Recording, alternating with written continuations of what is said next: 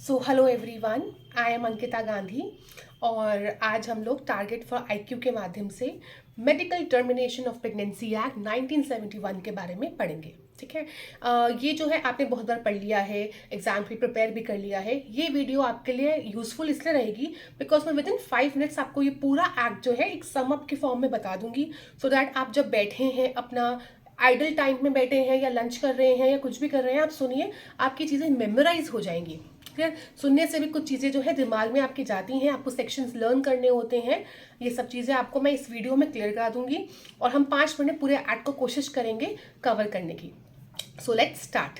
देखते हैं ये जो medical termination of pregnancy act है ये आपको कब आया था। ठीक है, 10 अगस्त 1971 में आया था। सेकेंड थिंग, किसी कमीशन के, किसी कमेटी के रिकमेंडेशन से आया था, that is Shantilal Shah committee. उसके बाद अगर हम आगे चलते हैं, इसमें 2 इंपॉर्टेंट अमेंडमेंट्स हुए थे, 2000 के, 2000 एंड 2021 का अमेंडमेंट। और जब सेक्शन 2 के बारे में पढ़ते हैं तो सेक्शन 2 में इंपॉर्टेंट डेफिनेशन दे रखी हैं। 2A talks about guardian. Guardian का मतलब वो होता है जो केयर करता है, किसकी? जो केयर करता है माइनर और मेडिकली इल पर्सन की। अब मेडिकली इल पर्सन कौन है? वो 2B में है, जो मेंटली रिटार्डेड तो नहीं है, मेंटली डिसऑर्डर्ड है। ठीक है। देन 2C में माइनर है। माइनर जैसे कि हमने कॉन्ट्रैक्ट्स वगैरह पढ़ा हुआ है, वही सेम माइनर की डेफिनेशन यहाँ पे है। Coming to 2D, 2D talks about कि मेडिकल रजिस्टर्ड प्रैक्टिशनर कौन होता है? ही इज द वन जो इंडियन मेडिकल काउंसिल एक्ट के अंदर मेडिकल रजिस्टर्ड प्रैक्टिशनर है एंड ऑल्सो स्टेट रजिस्टर में उसने अपना, स्टेट मेडिकल रजिस्टर में उसने अपने आप को रजिस्टर्ड कराया है एंड उसके पास एक्सपीरियंस है और ट्रेनिंग है, या एक्सपीरियंस या ट्रेनिंग किस चीज़ में? या तो गायनोलॉजिस्ट में या फिर ऑब्स्टेट्रिक्स में, किसी में भी एक्सपीरियंस या फिर ट्रेनिंग है। So this is your important definition portion and one definition was added by section 2AA by your amendment, जिसमें मेडिकल बोर्ड के बारे में आपको बताया गया है। मूविंग फॉरवर्ड, अगर हम डेफिनेशन सेक्शन 3 की बात करते हैं, 3 बताया गया है कि आप प्रेगनेंसी को कैसे टर्मिनेट कर सकते हैं। प्रेगनेंसी जो है आपकी टर्मिनेट हो सकती है by the registered medical practitioner द्वारा ही, और टाइम लिमिट अगर 20 वीक से कम है तो 1 रजिस्टर्ड मेडिकल प्रैक्टिशनर का ओपिनियन का रिक्वायरमेंट है, 20 से 24 वीक्स का है तो 2 का। अब वो ओपिनियन अपना कैसे फॉर्म करेंगे? They will form the opinion on the basis that की विमेन की मेंटल या फिर फिजिकल हेल्थ पे कोई इम्पैक्ट तो नहीं पड़ रहा, या फिर चाइल्ड की अगर पड़ रहा है देन टर्मिनेट आप कर सकते हैं, अगर नहीं पड़ रहा है तो टर्मिनेट आप नहीं कर सकते हैं। फिर आप देखते हैं सेक्शन 3 क्लॉज 2 के 2 एक्सप्लेनेशन है। एक्सप्लेनेशन 1 जो है वो ये बोलता है कि यदि आपने कोई ऐसा मेथड यूज किया था for the child population control but वो फेल हो गया, because of that you became pregnant, तो in that case we will may presume, यहाँ पे मे प्रिजम्पशन है। ठीक है, रिबाटेबल प्रिजम्पशन ऑफ फैक्ट है, आप मे प्रिज्यूम करेंगे कि वो injury on the mental health है। वेराज अगर रेप के जैसा प्रेग्नेंट हुए हैं then we will consider that it is shall presumption, rebuttable presumption of law is there कि आपके ऊपर मेंटल हेल्थ की इंजरी हुई है। सेक्शन 3 क्लॉज 2 का A सेज दैट अब जो रजिस्टर्ड मेडिकल प्रैक्टिशनर है वो अपने ओपिनियन कैसे फॉर्म करेंगे? They will form the opinion according to the prescribed rules. Rules की हमें पढ़ने की रिक्वायरमेंट नहीं है। देन 3(2)B आप लीव कर सकते हैं। C and D talks about कि यहाँ पे क्या होगा, एक मेडिकल बोर्ड भी बनेगा। ठीक है, तो constitution is 3(2)C and 3(2)D talks about the composition.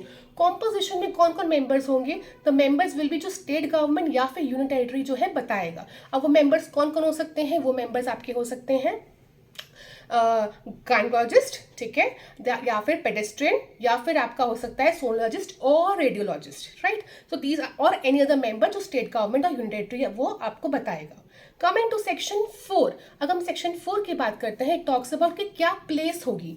The place जो होगी, जो सेंट्रल, जो स्टेट गवर्नमेंट जो है, जो गवर्नमेंट जो है बताएगा कि यहाँ पे आप कर सकते हो, that will be the place for the termination of your pregnancy. या फिर गवर्नमेंट मेंटेन कर रही है किसी हॉस्पिटल को, या फिर वो गवर्नमेंट का हॉस्पिटल है, राइट, वो हो सकती है, या गवर्नमेंट जो अप्रूव करता है बताता है। अब गवर्नमेंट जो बताएगा कि हाँ आप यहाँ पे कर सकते हैं, उसके लिए या तो आप एक डिस्ट्रिक्ट लेवल कमेटी बनाई जाएगी, उनके पास भी पावर होती है कि वो बता सकते हैं कि यहाँ पे जो है आपकी प्रेगनेंसी जो है टर्मिनेट हो सकती है। अब डिस्ट्रिक्ट लेवल कमेटी के जो मेंबर्स होंगे वो मिनिमम 3 और मैक्सिमम 5 होंगे, और जो इसके मेंबर्स का जो चेयर होगा he will be the CMO, chief medical officer या फिर हेल्थ ऑफिसर आपका गवर्नमेंट का होगा। तो this is all about section 4 की वो ये बताता है कि आप कहाँ पे टर्मिनेट करा सकते हो।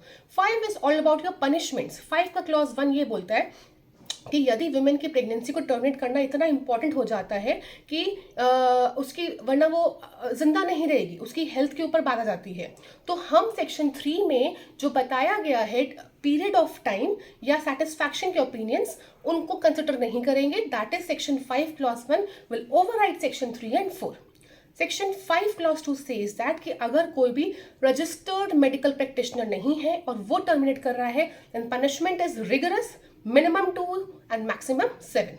5 क्लॉज 3 कि अगर कोई पर्सन जो है, ठीक है, जिसने अपनी प्लेस दी है, टर्म द प्लेस, ठीक है, दी है और आप रजिस्टर्ड प्लेस नहीं थी, सेम पनिशमेंट, मिनिमम 2 मैक्सिमम 7, ठीक है, and that is rigorous. Then next clause says that 5 clause 4 says that जो ओनर है वो भी लायबल होगा विद द सेम पनिशमेंट।